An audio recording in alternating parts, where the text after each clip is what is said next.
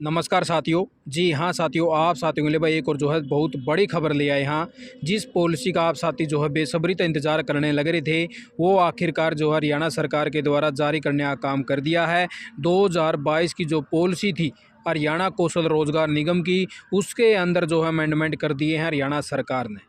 वे सारे के सारे पॉइंट जो आप साथियों के क्लियर करांगे, बिल्कुल अच्छे से आप साथियों को जो इस वीडियो के अंदर समझाने की कोशिश करूंगा। अगर आप साथियों फिर भी कोई क्वारी रह जाए तो आप मेरे को कमेंट कर देना। और हमने जो आप साथियों को कल ही बता दिया था टेलीग्राम में मैसेज करके कि आप साथियों की पॉलिसी तैयार हो चुकी है, आपके जो है जल्दी पोर्टल के ऊपर जारी कर दी जाओगी।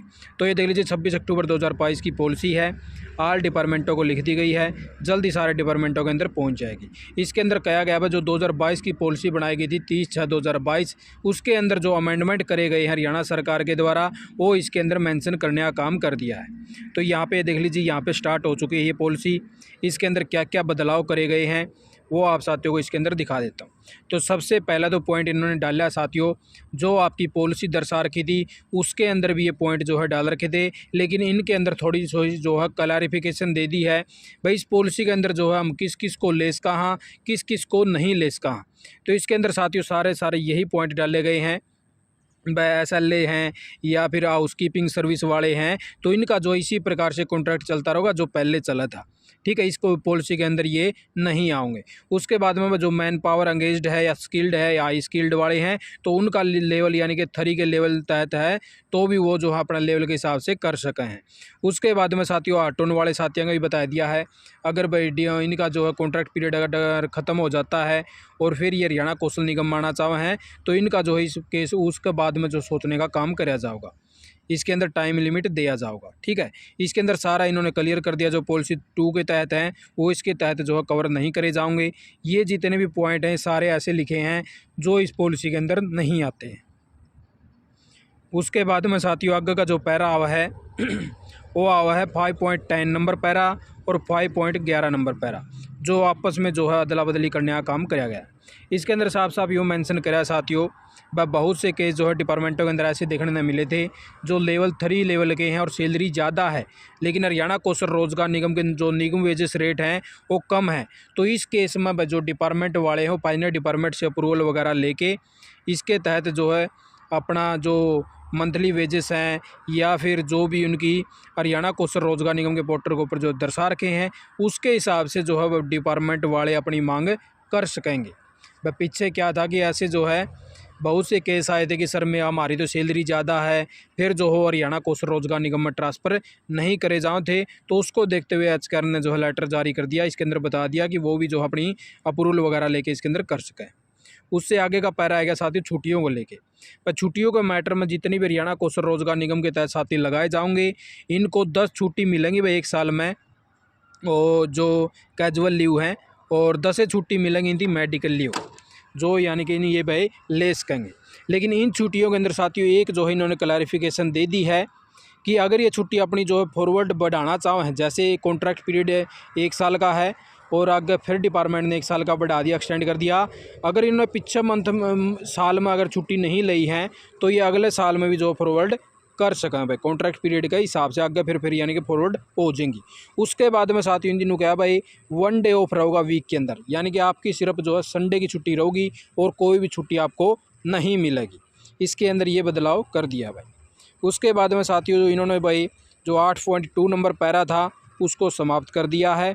जो आप साथियों की जो जॉब वगैरह थी भाई, अगर मान लो कोई हिसार का साथी था वो पंचकूला भेज दे थे, क्योंकि एक्सपीरियंस कैंडिडेट के हिसाब से जो शॉर्ट लिस्ट कराया जाता था उसके हिसाब में बहुत से साथी जो अभी उस चीज़ को लेके परेशान हैं और बार बार जो है ट्रांसफ़र की मांग उठा रहे हैं कि ट्रांसफ़र करने का काम कराया जाए। ये इसी यानी कि पैरे की देन थी जिसके तहत जो है साथी परेशान हो रहे थे, जिसका यानी कि ज़्यादा दूर दूर जो है स्टेशन अलॉट करे जाओ थे, उसको हटा दिया भाई। ठीक है, उसके बाद में 8.4 नंबर पैरा बना दिया साथियों।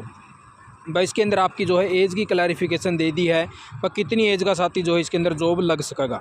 18 से लेके 42 साल की आपकी एज होनी चाहिए, आप साथी जॉब लग सको हरियाणा कौशल रोजगार निगम की।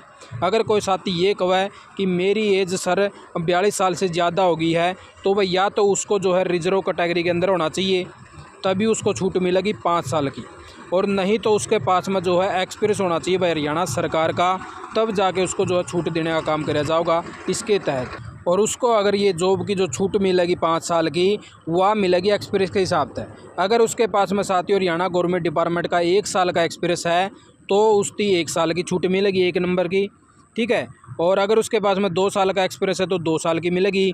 और यह छूट भी सिर्फ 31/3/2024 लग ले सकेंगे, उसके बाद में वो साथी छूट नहीं ले सकेगा भाई। 31/3/2024 लग इसकी लिमिट लगा दी है भाई। उसके बाद में साथियों आगे आ गया भाई आपकी जो 58 साल की एज थी उसको लेके। इसको लेके कई साथी जो कन्फ्यूजन में थे कि 58 साल लग के हमारा रोज़गार सुरक्षित कर दिया गया। तो साथियों इसके अंदर 58 साल का आपका ऐसे रोज़गार नहीं डाला गया है। इसके अंदर यूँ डाला गया है, अगर आपकी 42 साल की उम्र है साथियों, आपका कॉन्ट्रैक्ट पीरियड एक्सटेंड हो गया 43 साल की उम्र होगी, आपका कॉन्ट्रैक्ट पीरियड एक्सटेंड हो गया 44 साल की एज होगी, तो इस लेवल पर आप साथी 58 साल की जो है नौकरी कर सको अगर आपका कॉन्ट्रैक्ट पीरियड एक्सटेंड होता रहा। तो अगर आपका कॉन्ट्रैक्ट ख़त्म हो जाता है तो आपकी नौकरी चली जाओ। इसके अंदर नू क्या भाई, जो भी यानी कि 58 साल लगे यानी कि नौकरी कर सकेगा, उसकी उम्र की जो लास्ट डेट है वो इसके अंदर देखने का काम कराया जाओगा जो उसकी उम्र है। यानी कि जैसे सरकारी नौकरियां के अंदर हो भाई, जो महीने का जो लास्ट दिन हो है उसको मान के चला जाओ, बीच में उसकी डेट ऑफ बर्थ कितनी भी हो। जैसे 31 ना महीना ख़त्म हुआ तो उसकी 31 ना 58 साल बैठेंगे। इस हिसाब से जो है आज एज बना दी है भाई, 58 साल तक की नौकरी इसके अंदर वो कर सकेगा। मैक्सिमम एज उसकी 58 साल की बना दी है, ठीक है। अगर उसका कॉन्ट्रैक्ट पीरियड आगे एक्सटेंड होता रहे और मैन पावर की डिमांड रही तो साथियों। उसके बाद में आगे साथियों आपका जो 8.8 नंबर पैरा है, इसके अंदर जो आपके नंबर हैं वो नए सिरे से बढ़ा दिए हैं।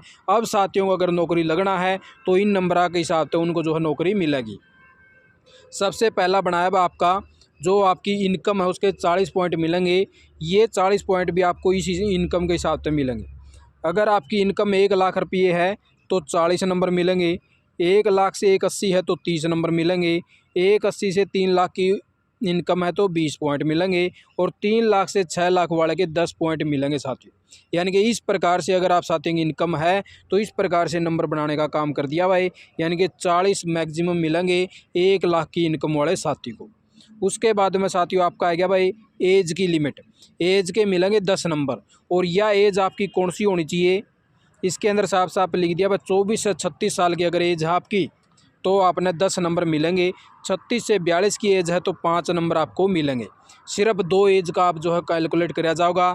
इसके बाद की जो भी साथी की एज होगी, जो परिवार पहचान पत्र की जो एज होगी, उसके हिसाब से आपके जो है ये नंबर जोड़े जाओगे, नहीं तो किसी ना कोई भी नंबर नहीं मिलेगा भाई।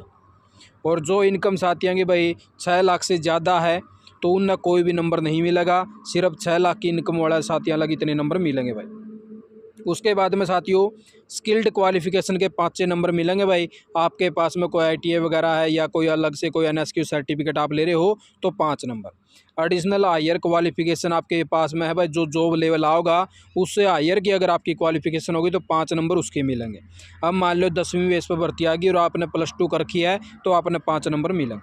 उसके बाद में बस सोशल इकोनॉमिक के नंबर हैं जो 10 बनाए गए हैं, वो इस प्रकार से बनाए हैं, आपने एक बार दिखा दूँ। जो IV नंबर जो पैरा बनाया गया है, ये 10 पॉइंट आपको जो है इस प्रकार से देने का काम कराया जाओगा CET के। और जो आपका इसके अंदर IV पैरा जो सोशल इकोनॉमिक के नंबर बनाए भाई, अगर आपके मम्मी पापा की अगर डेथ हो गई है 25 साल की एज में तो आपको 10 नंबर मिलेंगे। अगर आप विधवा हैं तो 5 नंबर मिलेंगे। पिताजी की मृत्यु हो गई है 42 साल की एज लग तो 5 नंबर मिलेंगे। और अगर उसके भाई पिताजी की यानी कि उसकी एज 12 थी और पिताजी की डेथ होगी तो 5 पॉइंट इस प्रकार से मिलेंगे। घर में जॉब वगैरह का जो है ऑप्शन हटाने का काम कर दिया। इसके अंदर घर में जॉब का कोई भी नंबर इसके अंदर कैलकुलेट नहीं किया जाओगा। 10 नंबर सो है सिर्फ इसके केस में दिए जाओगे, ठीक है साथियों। उसके बाद में आपका साथियों आ गया है CET का। CET अगर आपने क्वालिफाइड कर रखा है तो आप साथियों को जो है 10 नंबर मिलेंगे इसके अंदर। और ई जॉब डेवलपमेंट अगर आप उसी यानी कि डिस्ट्रिक्ट के अंदर जॉब करना चाहो जहाँ पे यानी कि प्रेफरेंस फील करो आप उसी डिस्ट्रिक्ट के हो तो आपने जो है 10 नंबर मिलेंगे। अच्छा, स्टेट गवर्नमेंट या एक्सप्रेस आपके तो 10 नंबर आपने मिलेंगे। ये 10 नंबर उसी हिसाब से मिलेंगे, यानी कि 6 महीने के अगर आपके पास में एक्सप्रेस है गवर्नमेंट डिपार्टमेंट हरियाणा का तो आपको जो 0.5 नंबर मिलेंगे भाई, ठीक है। एक्सप्रेस का इसके अंदर बाकायदा मेंशन करके आपने दिखाई दूँगा एक बारी क्लियर। ये आ गया एक्सप्रेस का, इसके अंदर यहाँ पे साफ साफ कर दिया वह 0.5 पॉइंट जो है मिलेंगे 6 मंथ का, ये अगर आपके पास में एक्सप्रेस है तो। ठीक है। और उसके बाद में इन्होंने कहा भाई इस प्रकार से जो है एक्सप्रेस कैलकुलेट कर लिया जाएगा आपका। अगर दिल्ली के अंदर भी कर रखा है, पंचकुला में भी है, गुरुग्राम, फरीदाबाद, सोनीपत, झज्जर, तो इस प्रकार से आपका जो एक्सप्रेस है तो इस डिस्ट्रिक्ट के हिसाब से भी आपको जो कंसिडर्ड कर दिया जाएगा।